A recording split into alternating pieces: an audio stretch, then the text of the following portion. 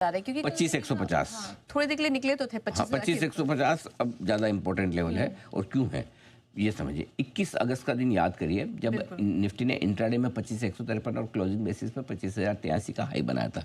24,337 और 24,363 जो इंट्राडे 8 अगस्त के लो थे, वहाँ से जब हम घूमे तो 21 अगस्त तक वहाँ पहुँचे थे। तो वो ट्रेडिंग रेंज थी। अब यहाँ से गिरकर 21 अगस्त से गिरकर हम वापस नीचे आए। 29 अगस्त को 24,404 तक गिरे थे। सो हमने 8 अगस्त का लो नहीं तोड़ा, अब वापस बढ़त बना रहे हैं। अब वापस हम आ गए 21 अगस्त के हाई के आसपास 25,150। इसलिए अब फ्रेश तेजी के लिए उसको मतलब हायर हाई बनाना ज़रूरी है। तो 25,150 के ऊपर टिकर निकल कर टिकना ज़रूरी है। एक बार टिक गए तो फिर नई तेजी बनेगी। कितनी? 25,400 25,600 अगला टारगेट होगा, छोटा वाला। करेक्ट। बैंक निफ्टी 54,900 55,150 अगली रुकावट की रेंज है। ये यहाँ तक जाने की कोशिश होगी। 55,150 के ऊपर बंद होने पर बैंक निफ्टी में भी तेजी और बढ़िया बनेगी। तब हम फिर से नए हाइस की तरफ की बात करना शुरू करेंगे। बैंक निफ्टी पे एक बार 55,150 को पार करना जरूरी है। सपोर्ट कायम। अब 24,700 24,850 निफ्टी पर मजबूत सपोर्ट का काम करेगा, आसानी से टूटेगा नहीं।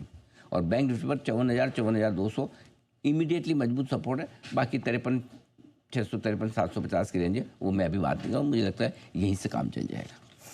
ठीक है, तो ये है निफ्टी के लिए अहम लेवल। सर, किन शेयर और सेक्टर में मजबूती की उम्मीद अब कर रहे हैं? तो कल से बाजार के लीडरशिप में थोड़ा बदलाव हुआ है। सेक्टोरल रोटेशन के संकेत आते हुए देखें, जो हमने कल सुबह पकड़ ही लेते एकदम टाइम से कि जो अब तक लीडर रहे वो थोड़े रुकेंगे, प्रॉफिट बुकिंग आएगी और दूसरे सेक्टर चलेंगे। तो अब तक जो मजबूत ऑटो एफएमसीजी थे वहाँ पर थोड़ी सी ब्रेक लगी है। कल अकेला इस मजबूत बाजार में ऑटो इंडेक्स लाल निशान में बंद हुआ, एफएमसीजी फ्लैट था। दूसरे पिटे हुए सेक्टर सब धीमे धीमे एक्शन में आ रहे हैं और ये ट्रेंड अगले 1 2 दिन 3 दिन चल सकता है, कोई बड़ी बात नहीं है। तो ऐसे में आपको क्या करना है? Bank, PSU, power stocks, defence, ये शेयर हैं जो थोड़े एक्शन में आ सकते हैं।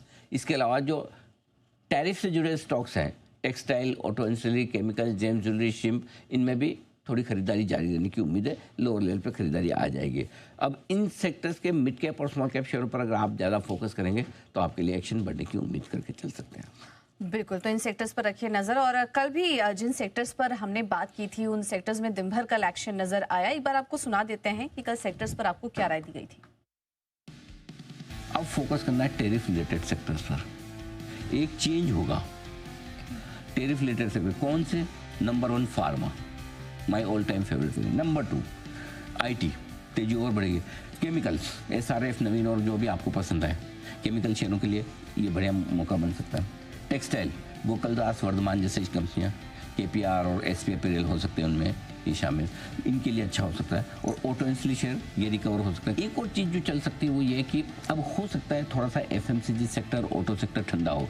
दूसरा पीएसयू स्टॉक्स जो ठंडे पड़े हुए हैं, हो सकता है एक ट्रेड पीएसयू स्टॉक्स में बने, वापस हो गए। और तीसरा एक बहुत ही मतलब इंटरेस्टिंग चीज़ है जो बैंक्स, पीटे हुए बैंक्स और एनबीएफसी इतने दिनों से सुस्त, इनका समय आ सकता है। अब निफ्टी को आगे ले जाने का काम बैंक, आईटी, पीएसयूज, इनका बनना चाहिए। बिल्कुल, तो कल ये ट्रेंड हमने कल ही आइडेंटिफाई कर दिया था और उन सेक्टर्स में हमने देखा कि दिन भर शानदार तेजी देखने को मिली। लेकिन सर, कल म्यूचुअल फंड की भी